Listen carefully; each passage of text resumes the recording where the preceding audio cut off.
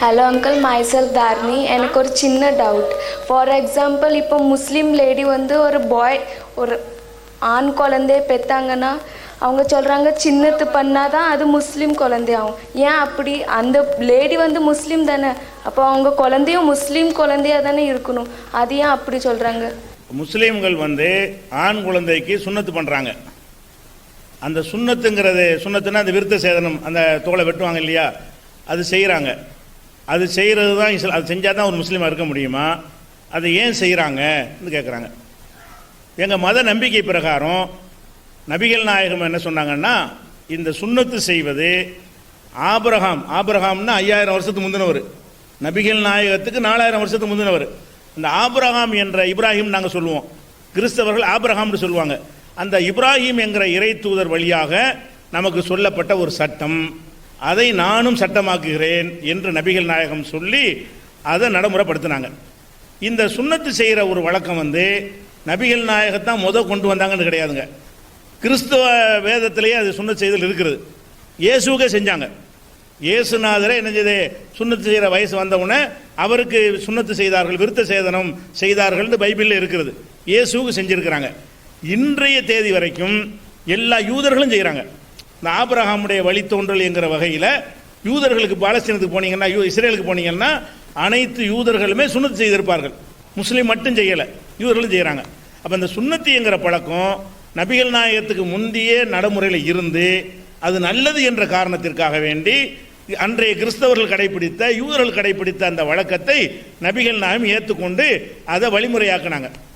ஆனால் இந்த சுண்ணத்துங்கிற வார்த்தைக்கு என்ன அர்த்தம்னு கேட்டால், செய்தால் நன்மை, செய்யாட்டி குற்றம் இல்லை.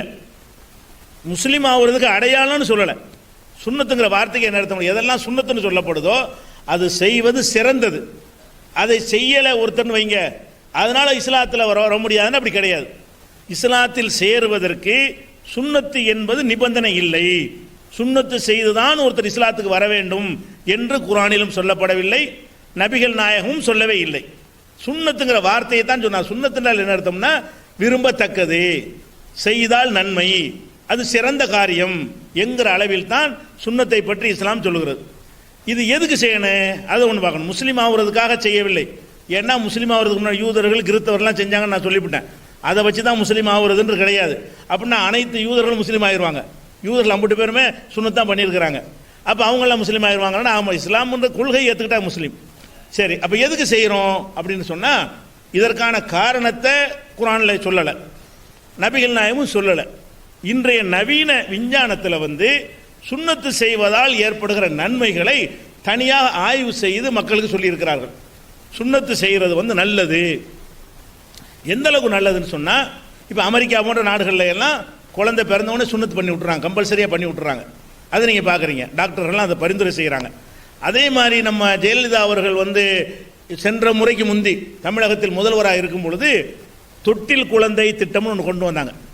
அதாவது குழந்தையை பெற்று போட்டு ஓடி போயிடுவாங்க, அதுக்கு வளர்க்க முடியாமையோ அல்ல தப்பான முறையில் பிறந்தோ குழந்தையை பற்றி அங்கங்கே போட்டு போயிடுறாங்க, அனாதையை போட்டு போயிடுறாங்கல்ல, அந்த குழந்தைகளை அரவணைப்பதற்காக வேண்டி தொட்டில் குழந்தை திட்டம்னு சொல்லி மருத்துவமனைகளில், பெரிய மருத்துவமனைகளில் ஒரு சிஸ்டம் கொண்டு வந்தாங்க. அப்போ ஜெயலலிதா அவர்கள் உத்தரவு என்ன போட்டாங்கன்னு கேட்டால், தொட்டில் குழந்தையில் வர்ற எந்த ஆம்பளை குழந்தையாக இருந்தாலும் சுண்ணத்து பண்ணி விட்டுருங்க. ஜெயலலிதா அவர்கள் முஸ்லீம் கிடையாது. அவங்க அந்த குழந்தைக்கு என்ன செய்கிறாங்கன்னா, அது மருத்துவ ரீதியாக எதுக்கு இதை சொல்கிறேன்னு கேட்டால், அதில் அதிகமான நன்மை இருக்குது என்ற ஒரு காரணத்தினால தான் எல்லா குழந்தைகளுக்கும் அதை பண்ணுங்கன்றாங்க. அது என்ன நன்மை இருக்கிறது என்றால் பல நன்மை இருக்கிறது. முதலாவது நன்மை என்னன்னு கேட்டால், இப்போ உலக அளவில் செய்யப்பட்ட ஒரு ஆய்வில் வந்து கர்ப்பப்பை புற்றுநோய் நீங்கள் கேள்விப்பட்டிருக்கீங்களா? பெண்களுக்கு வந்து கர்ப்பப்பை வாயில் புற்றுநோய் வந்துடும், கேன்சர் வந்துடும் சில பெண்களுக்கு. இந்த கர்ப்பப்பை வாயில் புற்றுநோய் வரக்கூடியதை வந்து ஒரு சர்வதேச சமுதாயத்தில் ஆராய்ச்சி பண்ணுறாங்க. அப்படி ஆராய்ச்சி பண்ணும் பொழுது இந்தியாவில் எடுத்துக்கொண்டீர்களேயானால் காஷ்மீரில் உள்ள பகுதியில் உள்ள முஸ்லீம் பெண்களுக்கு கர்ப்பப்பை புற்றுநோய் இல்லை. ஜம்மு பகுதியில் உள்ளவங்களுக்கு அந்த கர்ப்பப்பை புற்றுநோய் இருக்கிறது. அதே மாதிரி ஆப்பிரிக்க நாடுகள், முஸ்லீம் நாடுகளில் போய் ஆய்வு பண்ணுறாங்க. அங்கே உள்ள பெண்கள், சவுதியில் அங்கே எல்லாம் பெண்களுக்கு கர்ப்பப்பை புற்றுநோய் வரல. வேறு பகுதியில் உள்ளவங்களுக்கு, முஸ்லீம் அல்லாத மக்களுக்கு வருகிறது. அப்போ கர்ப்பப்பை புற்றுநோய் என்பது முஸ்லீமான பெண்களுக்கு ரொம்ப ரொம்ப அரிதாக வருகிறது. அது வேறு ஏதோ சில காரணங்களால வந்திருக்கலாம். ஆனால் அதிகமாக வர்றது என்னன்னு, ஏன் இப்படி வருது? முஸ்லீம்ங்கிறதுக்காக ஏன் வரமாட்டேங்குது? மற்றவங்களுக்கு ஏன் வருதுன்னு ஆராய்ச்சி பண்ணுறாங்க. அப்போ ஆராய்ச்சி பண்ணி என்ன கண்டுபிடிக்கிறாங்கன்னு கேட்டால், இந்த சுன்னத்து செய்யாமல் இருக்கிறதுனால் அது தாம்பத்தியம் பண்ண பெண்களுக்கு தான் வரும், இல்லற வாழ்க்கையில் ஈடுபடாத பெண்களுக்கு வராது, கல்யாணம் பண்ணி வாழ்க்கை நடத்துகிற பெண்களுக்கு தான் வரும். அவங்க என்ன ஆராய்ச்சி பண்ணி முடிவெடுக்கிறாங்கன்னா, அந்த தோல் மூடிக்கொண்டிருக்கும் பொழுது அதில் விந்துகள் சிறுநீர்கள்லாம் தேங்கி இருக்கும், முழுமையாக சுத்தமாகாது. அந்த தேங்கி இருக்கக்கூடிய அந்த நிலையோட மறுபடியும் ஒரு தாம்பத்தில் ஈடுபடும் போது அதில் உள்ள அந்த கசடுகள் கிருமிகள் எல்லாம் கர்ப்பப்பை வாயை போய் தைக்குது. அந்த ஒரு காரணத்தினால தான் பெண்களுக்கு கர்ப்பப்பை புற்றுநோய் வருகிறது என்று சொல்லி கண்டுபிடித்து இதை பரிந்துரை செய்கிறாங்க. உலக நாடுகள்லாம் பிணைஞ்சிட்டாங்க. எல்லாரும் பெண்களுடைய கர்ப்பப்பை புற்றுநோயை நீக்குவதாக இருந்தால் ஆண்கள் சுண்ணத்து, பெண்கள் நல்லதாக போதுவாங்க. சுண்ணத்து நம்ம செய்கிறோம், பெண்களுக்கு அது நல்லது. ஏன் நல்லதுன்னு கேட்டால், அந்த தோலை வெட்டிட்டோம்னு சொன்னால் ஒரு சொட்டு சிறுநீர் கூட அங்கே ஒட்டாது. விந்து வருதுன்னு வைங்களேன், அதனுடைய ஒரு துளி கூட அங்கே இருக்காது, அப்படி போயிடும். நம்ம என்னதான் கழுவுனாலும் உள்ளே அதை தேங்கி இருக்குமே, ஆனால் அந்த கிருமிகள் அதனால் ஃபார்ம் ஆகி அது கேன்சரை ஏற்படுத்தக்கூடிய தன்மை அதில் இருக்கிறது என்று ஆய்வு செஞ்சு இன்றைக்கு மருத்துவர்கள் சொல்லியிருக்கிறாங்க. அதுக்கு ப்ரூஃபாக உங்களுக்கு வேணும்னு சொன்னால் அது கூட எடுத்து ப்ரூஃபாக உங்களுக்கு எழுத்து மூலமாக கேட்டாலும் தருவோம். கேட்டீங்கன்னா உங்களுக்கு அந்த அட்ரஸ் கொடுத்தீங்கன்னா அந்த ஆய்வு அறிக்கை வேணாலும் உங்களுக்கு தருவோம். சரியா? ஒன்று இது ஒரு நன்மை. இரண்டாவது நன்மை என்னவென்று சொன்னால், இப்போ குடும்ப வாழ்க்கையில் ஈடுபடுறாங்க. இது ஒரு அடல்ட்ஸ் ஒன்லி மாதிரி நினச்சிக்கிறக்கூடாது. டாபிக் அந்த டாபிக் இருக்கிறனால அப்படி தான் சொல்லித்தான் ஆகணும்.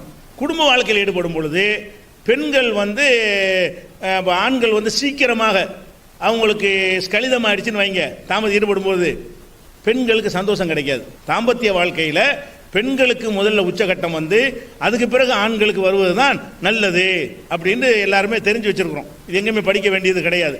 சில நேரங்களில் ஆம்பளைக்கு சீக்கிரமாக ஸ்கலிதமாகிவிட்டது என்று சொன்னால் பெண்களுக்கு அதில் அவங்களுக்கு இல்லற வாழ்க்கையில் திருப்தியோ சந்தோஷமோ இல்லாமல் போய்விடும்.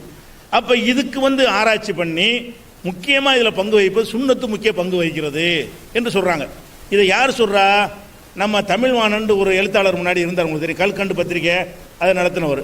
அவர் மகன் கூட இப்போ லேனா தமிழ்வாணன் இருக்கார். இந்த தமிழ்வாணன் என்பவர் ஒரு புஸ்தகம் எழுதினார் தமிழில், முஷ்டி மைதுனம். முஷ்டி மைதுனம்னு அதுக்கு பேர். முஷ்டி மைதுனம்னா அது ஒரு கை வேலை, சுய இன்பம்ங்கிறதுக்கு உள்ள சமஸ்கிருத வார்த்தை. அந்த புஸ்தகத்துக்கு பேர் சுய இன்பம் அடைவாங்கல்ல, அந்த மாதிரி பேரை வச்சு முஷ்டி மைதுனம்னு இணைஞ்சாரு. தமிழ் புஸ்தகம் தான், பேர் வடமொழியில் வச்சார். மணிமேகலை புரசுரத்தில் அந்த புக்கு கிடைக்கும், வாங்கிக்கலாம். அதில் அவர் என்ன எழுதுறாருன்னு கேட்டால், சுன்னத்து செய்வதனால் அந்த ஆண் உறுப்புடைய முன்பாகம் உள்ளாடைகளில் உரசி, இப்போ பேண்ட்டில் சட்டையில் ஜட்டியில் உரசி அது அந்த கூச்சம் மரத்து போன ஒரு நிலையில் இருக்கும். அப்படி இருக்கும் பொழுது தாம்பத்தில் ஈடுபட்டால் அவங்களுக்கு உச்சகட்டம் வருவது தாமதமாகும். அப்படி இல்லை என்று சொன்னால் அதிக கூச்சத்தின் காரணமாக சீக்கிரம் வெளிவந்துவிடும் சொல்றாரு. இது நீங்கள் ஒரு ஆபாசமாக எடுத்துக்கிற கூடாது. கேட்டுட்டீங்க, இது ஒரு அறிவியல் தான், சயின்ஸ் தான் நம்ம சொல்லிட்டு இருக்கிறேன், செக்ஸ் சொல்லலை, அறிவியலான ஒரு விஷயத்தான் சொல்லிட்டு இருக்கிறேன். அப்போ அந்த மூடியே இருக்கும் பொழுது லேசாக தொட்டாலே கூசும்.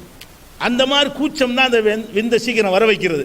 அந்த தன்மை இருக்கிறதுனால சுன்னத்து செய்து கொள்வது தாம்பத்தியத்தில் பெண்களுக்கும் சுகம் கிடைக்கிற ஒரு நன்மை கிடைக்கும், முழு திருப்தி அவங்களுக்கு கொடுக்க முடியும்.